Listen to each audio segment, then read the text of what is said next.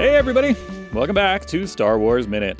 It's the daily podcast where we analyze, scrutinize, and celebrate Star Wars movies 1 minute at a time. I'm Pete the Retailer from PeteTheRetailer.com. I'm Alex Robinson from AlexRobinson.fun. Hello there. I'm Joseph Scrimshaw, and I wash this hood every day. Just the hood. Just the hood. The rest of it, utter filth. Yeah. Full of memories. Because it's the part closest to your face. You want that clean. The rest of it, you want it to maintain its thing. Maintain its sheath thing. Of midichlorians all over yourself. You know, I knew a guy who did not wash his jeans. It sounds like a joke or like a setup for a song or a folk song or something, but I knew a guy who did not wash his blue jeans. He believed that they were meant to not be washed. So he would wear them and then just put them out to kind of air them out for a day, like then he switched to the other pair or whatever, but he never washed them. Why did he think that there were washing instructions inside some jeans? You know, it's like if you feel like it, if you're gonna, you know, it's like expiration dates. They don't really mean anything. If you're a coward, you can wash your jeans. That's what it says inside my jeans. It's like, oh, if you're a weakling who wants to wash these, here's how. What are you gonna use a machine to do it? Yeah. Anyway, here we are, minute 98. Joseph, thanks for coming back. Happy to be here. 98. Minute 98 of Star Wars Episode 8, The Last Jedi, starts with Holdo being left behind on the Radis. And it ends with Rey telling Snoke, "You underestimate Skywalker and blank." Wow. Wow. What do we think? Skywalker and, I was going to say Skywalker and company. Yeah. Or maybe the Ewoks. Yeah. You underestimate Skywalker and the Ewoks. And Snoke would be like, wait, Ewoks, what? And in that moment of confusion, she strikes. Yes, exactly. But yeah, we do we have any notes left over about Holdo and the there's a little bit of a weird, I had to back it up to watch the shot again because we get after we see the shot of them leaving, it's a weird, there's like a space shot kind of intercut in there for a second. Mm-hmm. You know, we see kind of Holdo getting left behind in the space dock, and then we get a little bit of like, and here's all the ships, and here's where they're going, and I don't think we needed that, but it's an interesting, it struck me as an awkward transition. It was like either too long or not long enough, that little bit of the small ships leaving the Radis. Yeah, I like the Leia and Holdo shot. It's got some real, like, are you going off to war on a train in 1941 vibe? Totally, it's really got a... She's running along the ship as it takes off. Don't forget to write to me. Taffeta, darling. Always. Yeah. Always. Yeah, but then I think that shot is there to hopefully make you kind of feel the vulnerability of those little cloaked transports, right? Yeah, then I think we should have stuck with it a little bit longer. Make it, you know... Because the further we stick with them, the more kind of tiny that might seem, you know, the more it seems like we're just shooting these things out into space. Well, if George Lucas was making a special edition version of The Last Jedi, that would be like one of the kind of shots that he would obsess over, right? Of like those transports, they got to be smaller. Definitely shots of them landing too. Yeah, now that you say that, I do long, loving shots of every single one left landing. I would like to see, now that we're already requesting custom things, I would like to see George Lucas's, like the way they did it's not quite the way they did the Snyder Cut, but please not the way they did the Snyder Cut, but the, do like a George Lucas version of the Disney movies. I don't know. I think that like that might definitely feed the wrong elements of the fan base, but I would like to see what he would do with it. At least it would be an interesting take to be like, okay, what would you do? But yeah, I don't want that to be seen as kind of acquiescing to noisy baby men. But I don't know, just interesting thought project. Yeah. I think when we get farther along, you know, it's happening now, right? That children are probably just like watching the sequel trilogy on an iPad and they aren't obsessing over, but I thought Snoke was going to be Plagueis.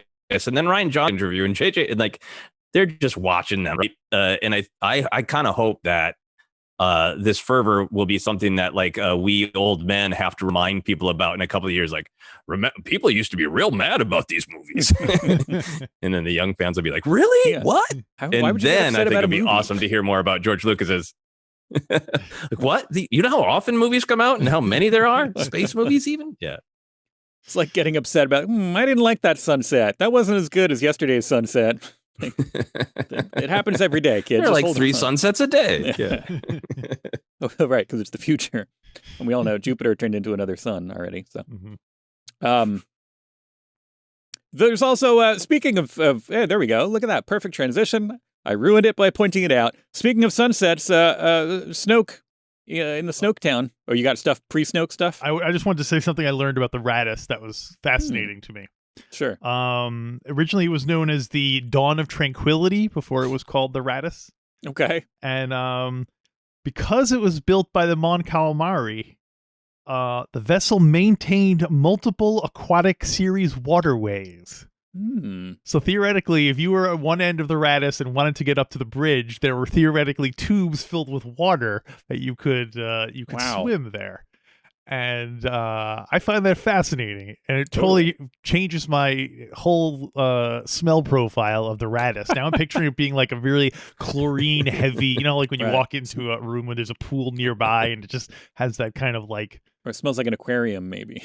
Yeah, there you go. When you go inside, yeah, it's like a little bit, moldy, musty, but it's also like. I wish we'd seen that, like a Mon Calamari, like come climbing out, all dripping wet, and like water all over the floor and stuff. That's how Leia should have come back. Instead of blowing through the door, she should have taken the little water tube and like splash, like Leia comes out. That really would have required. Yeah, I mean, in my cut of this film.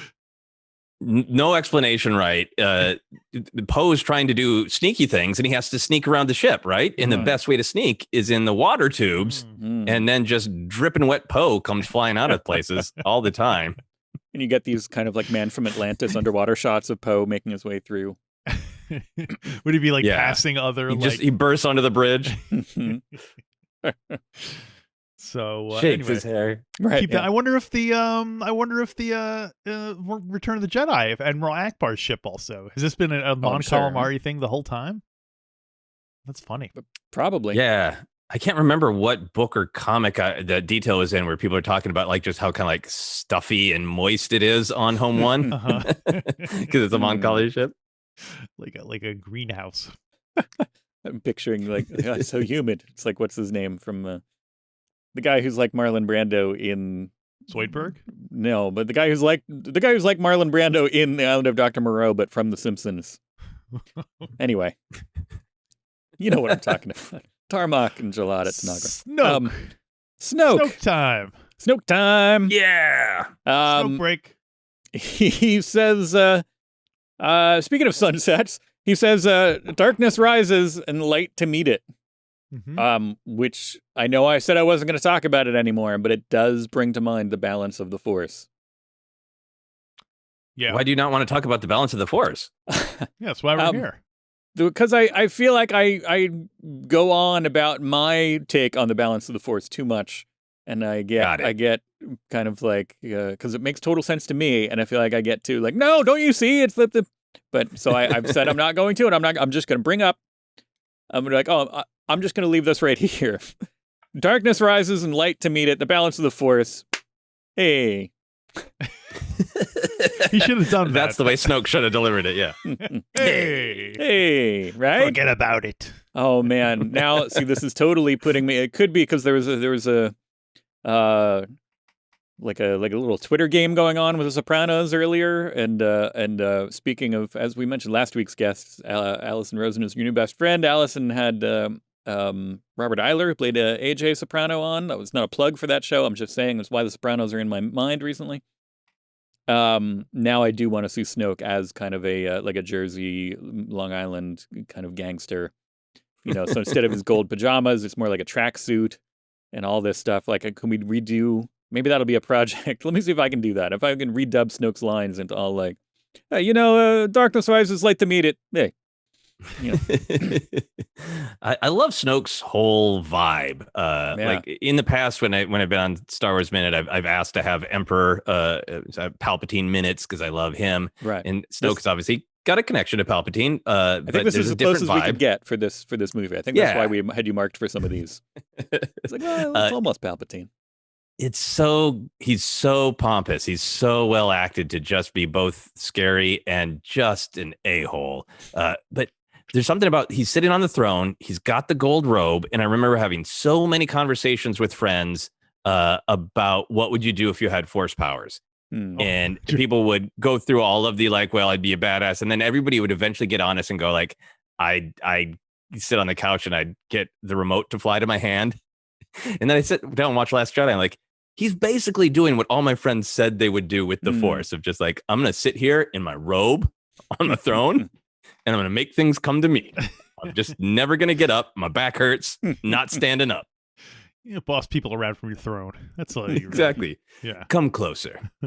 Well, that makes Bring me the think, chips. Yeah, like, is he, you saying he's on his throne and lazy doesn't want to get up to do stuff makes me think of Idiocracy. And is Snoke's throne there also a toilet?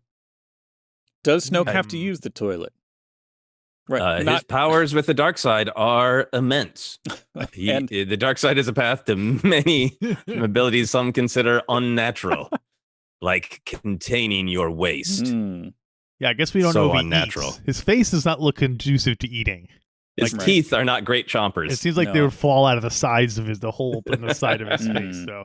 Well, he can't eat like peas or corn or anything because he's got to eat big chunks of things. Got a little lettuce coming out of your face hole, like, Snoke. Here, no, other side. And there's just like an entire piece of lettuce sticking out horizontally out of his cheek. Because we know Palpatine likes peas because in that when he did that speech in Revenge of the Sith, he was like, "Now we shall have peas." So, right. And they served them at the end of Phantom Menace too. The boss Nass came out and he was like, "Peas," and then they all ate peas.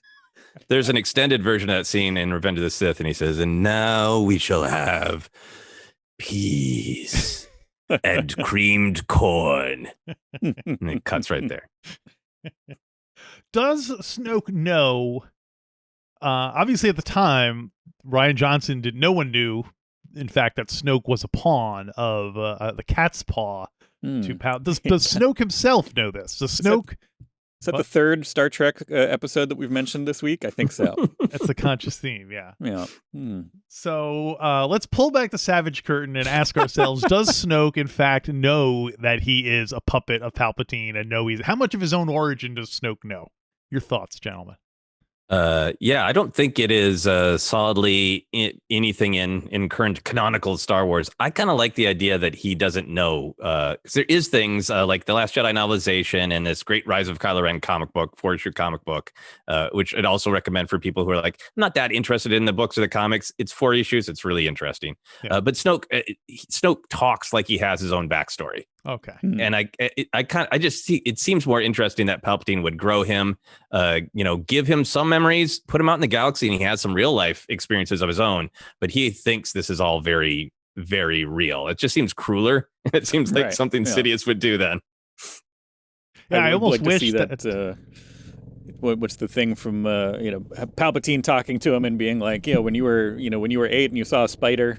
And do the whole thing from Blade Runner where Deckard kind of tears down Rachel's idea of her self-identity. Oh, yeah. I'd love to see that scene. But with Snoke and Palpatine. That was a good one. We need more.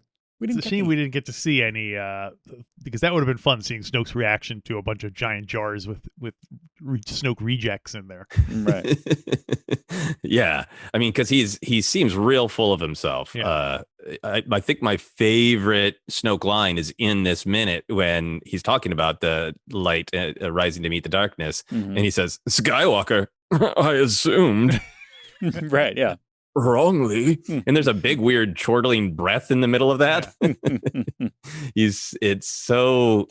He has so many moments that are like definitely like big pulp adventure serial villain. He's talking about raw power and cruelest stroke. But then there are moments where you feel like you're being berated by your a-hole upper manager.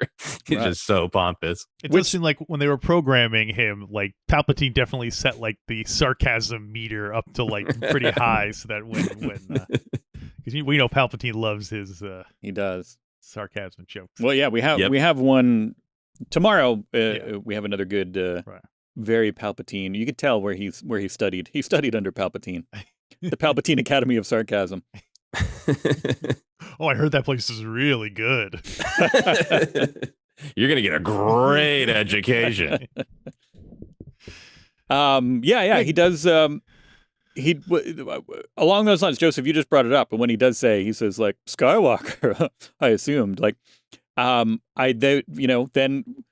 the whole trilogy plays out like Rey Skywalker, and then she should be like, tell Snoke he was right, like kind of flashback to the whole thing, like. Yeah. I just I love the pomposity. It works really well because it ties it to Palpatine, to his school of snark and sarcasm, and I love that he so thinks like Skywalker. I thought he was going to be a problem. He's nothing. He's just hanging out on an island, right? Getting ready to be done with this. But like, hey, Snoke, that it's you who's the dumb one. If you weren't so afraid of Skywalker, if you weren't so controlled by fear, you could just be conquering the galaxy. But you're like, oh no, Luke Skywalker might come and kick my ass. And everything he's doing is like, oh no, Luke Skywalker might kick my ass. Right. I was always kind of hoping that Snoke was going to have no connection to Palpatine, and that the Snoke was just basically like like the Rhino, like some villain who Luke had encountered before, and that this villain was bearing a grudge, even though to Spider-Man it's just like, well, you're just a Rhino, you're not like Dr. Octopus or the Green Goblin, you're like a side project. Rhino. So but by the way, if you've never read Flowers for Rhino, the kind of short I think it was a 2-part thing from Spider-Man Tangled Web from the late 90s or so. Good story. Nice. Does he become really smart and then become dumb again? Yeah, kind of. No spoilers though. But the issue, and again, it's not, I do really like all these movies, but part of that is the issue that a lot of the things in the Force Awakens and The Last Jedi feels like 2 beats of something that don't have a third. Alex, you kind of once likened it to like, shaving a haircut 2. And it's like, on the move. Yeah, on the move. But like, there's a couple of, it's like we brought it up with the Phasma thing, that it's like, oh, Phasma, if you just have Phasma in the first one and then she gets tossed and then that's it, great.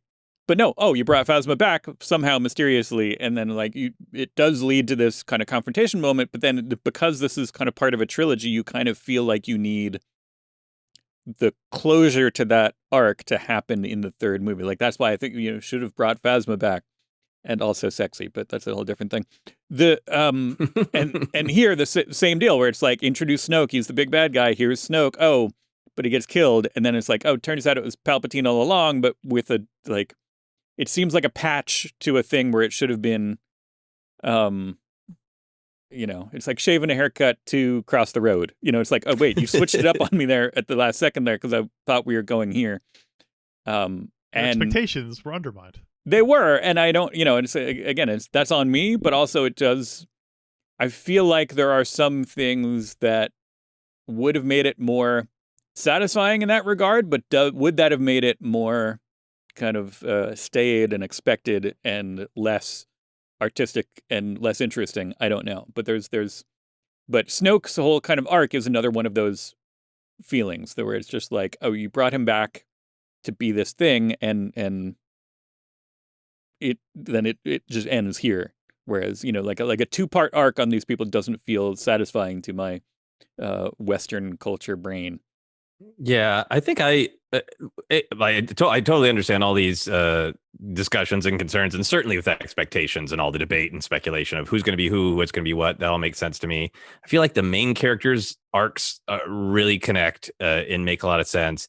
And for me, I think Snoke feels complete because I really love it when I think about it as Palpatine's perspective. Like Snoke is a puppet, whether he's aware of it or not is interesting, but kind of doesn't matter. Like Palpatine's not going to let him go off and do something that Palpatine doesn't want done. But I really like it from the perspective that Palpatine is hanging there. He got totally owned by Luke and Anakin, Luke was totally right. His overconfidence was his weakness.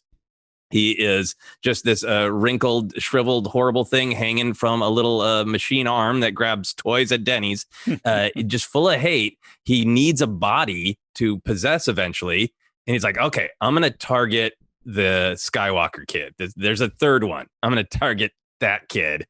And when I targeted Anakin, it worked really, really well to be his nice friend who offered him an alternative for years and years. And then I got all cocky. It's like, I can turn Luke in a meeting. One meeting, I can turn Luke after I spent years and years turning Anakin. And I really like this idea of like Palpatine's like, I'm hanging here. I can't be this allegedly friendly face to offer a different perspective.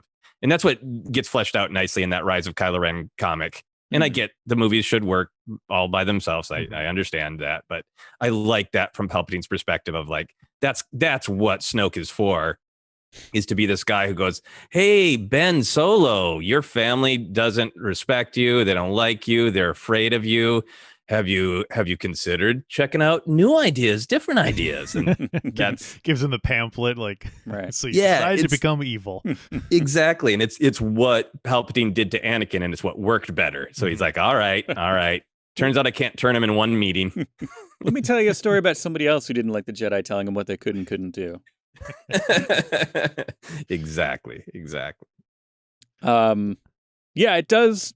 Like, I almost feel, again, with the Phasma thing, like, I almost feel like then maybe, and again, it's, it's not playing kind of, armchair, film writer, film director is not conducive to anything. But, like, then I almost feel like, we should have had a different weird kind of big bad guy in the first one, and then Snoke, like, in this one, and then let it build to be like, it's Palpatine pulling all their strings, that kind of a thing. Almost like Darth Maul, where it's like that. But again, do I want that just because I've seen that and that's what I want? And then this is challenging me. I'm like, I don't want to see it, but tough to tell. My feelings on this are evolving. Mm-hmm. Well, further updates as events warrant. Yes. Well, one thing we see is Snoke levitates Rey over. Like he says, "Come here," and she floats over like Scorpion. Scorpion from the Spider-Man? Yeah, who's friends with Rhino. Rhino Johnson. No. But anyway, the way she kind of floats over looked comical to me.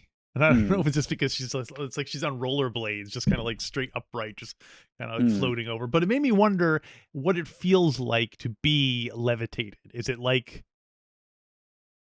someone is are you being lifted up, or are you being like pushed up? You know what I mean? Does that make sense? Like, right. I totally take it. And I think this is both my own reading of my film and the fact that I am married to and live with a dancer. I think it is totally like your core, right? Like, because she looks like she's being led from her abdomen. Like Snoke has an absolute master of anatomy. Like you're in the absolute center of your body that needs to be strong to hold any other position is what he is grabbing her by. So like the equivalent of him just like kind of like wrapping her waist in his hands and pulling her forward. Like, it's like so gross to think about, but like right. I feel like Snoke's little invisible force fingers are like wrapped around my bottom ribs. Or I picture him even kind of going through like a skewer that doesn't puncture or hurt you. So it's even like on all aspects, on all vertices, it's like the perfect center of it. So it's pulling from that. So she could even kind of like flip around like a carnival ride. She could like it could be fun if it was happening consensually between friends. Yeah, exactly. Yeah, I guess this that's the other thing. If like you were talking about what you would do if you had the Force, I guess ultimately you'd wind up having to levitate your friends around because they would just be like, "Can you just bring me over to the kitchen so I can go get a beer?" Like, What a friend who would say, "It's not good enough for you to levitate the beer to me. I need you to levitate me to the beer." Right. Oh, you got the Force? Let's see how strong you are. Can someone levitate Like, could Anakin levitate a person and have them meet the beer in the middle? Can you do two different things?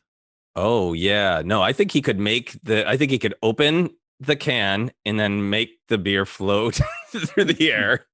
Yeah, and then have the person meet it. I think Anakin. Well, I think it's like writing with both hands. Oh You know, yeah, and by force dexterous. Yeah.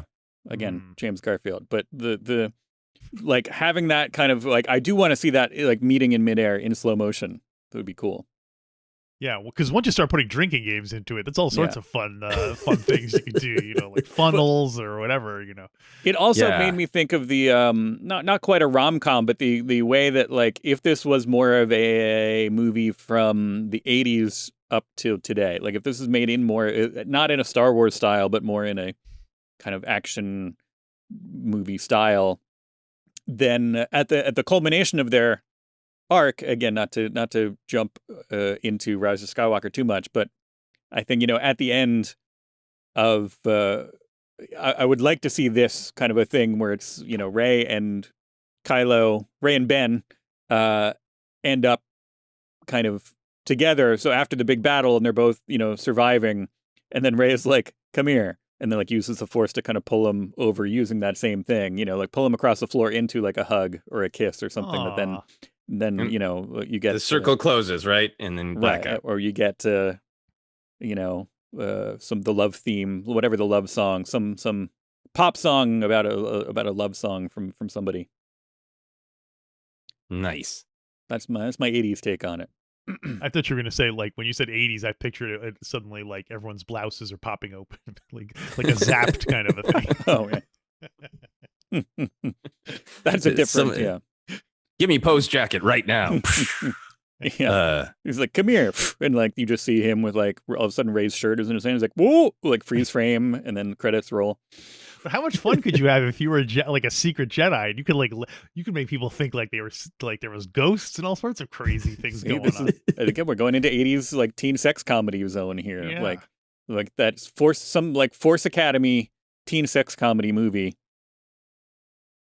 We'll make a trailer for it. There's the light side, the dark side, and the mischievous side, right? The naughty side. Naughty. the naughty side, for sure. Naughty side of the Force.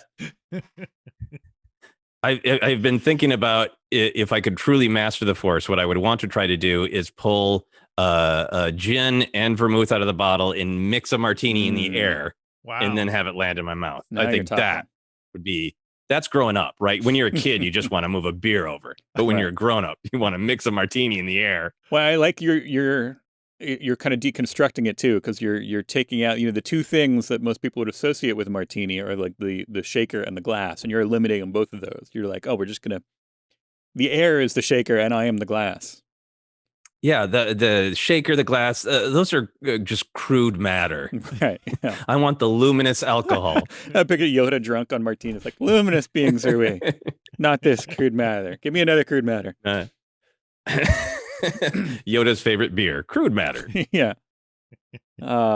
We should definitely invent a cocktail called a crude matter. Joseph, that seems like a thing that you would be. Star Wars cocktails. Have you come across any good, interesting, outside of like the the officially licensed kind of, you can get alcoholic milks at, or you can get the ones in Oga's Cantina, but like in a real world situation. No, I haven't come across, like, a lot of times the, hey, here's a list on the internet of Doctor Who or Star Wars or Star Trek. A lot of times they'll be like, make a regular cocktail and then add something weird. Yeah. And they're not always like the best cocktails. Like, just make it blue or make it green. Yeah, throw some blue curacao in it and make it blue. Like, no, but that tastes then different. The Oga's Cantina ones, I've only been there once, but I thought those were good. Yeah. Yeah, not bad. Not bad. Now I'm going to be thinking about that in the back of my head. Now I'd like them. I want some punny Star Wars cocktails that actually taste good too. So you can't just do form and function, people. So you can't just have like, oh, like we'll mix it up to be like to match the joke that this is that this is supporting, the pun in the punny name that this is supporting. But no, it's got to actually have a good cocktail kind of blend of flavor to it. So hit us with your cocktails. Not literally. Please don't throw a drink in my face. With the Force. Now that we're talking about cocktails, I think that's pretty much all I had for 98. Did you guys have any leftover notes for this minute in particular? No, that's all I got. No, I think just for me, just because it was a chance to just slow down and appreciate Snoke in that throne room. I love that the Praetorian guards are always there. And I really like imagining Snoke alone with the Praetorian guards. Like, he probably goes to another room, but I like that idea that when he's not, torturing people in that room, that the Praetorian guards are just all lined up and Snoke's just talking to himself about his robe, his fears, how shiny the floor is, just having a great old monologue. He's showing them funny things, and he look, check this one out. Look. See, watch till the end. Watch till the end. Come closer. Look at my funny video. Yeah. Look at my TikTok. So in this scenario, does he want them to speak to him, and they're just not, or is he just like, you just listen, I talk? I think that. Yeah. You think he seems like more of his when vibe. They've tried to contribute, he's like shut them down. Like, this is a monologue, not a. Right. Like, I'll kill you with the cruelest stroke. I think that's his go-to line. Yeah. All right. Well, we'll find out. We'll see more of these guys tomorrow. Joseph, can you come back tomorrow? I have to wash my hood and just my hood, but then I can be back tomorrow. All right. Nice. You at home, listeners, viewers, etc. You don't feel like washing your clothes? You want to just get a new shirt to put on instead? Why not go to StarWarsMinute.com/merch? And you can get t-shirts, hoodies, all kinds. Like, there's a hood. Get a hoodie, wash the hood, boom. That's all kinds of fun things there: tapestries, prints, phone cases, notebooks, etc. Magnet stickers. Magnet stickers. I'm not going to name them all, but tumblers. No tumblers. They're not glass tumblers. So there's like the what's that called? Oh, it's like a travel mug. Yeah, travel mug. Cup. That's what I meant. Travel mug, yeah. But all that stuff and more at StarWarsMinute.com/merch. You can go find it. Find our output there, and they're good stuff. Alex is a good artist, and he draws things, and sometimes they go there.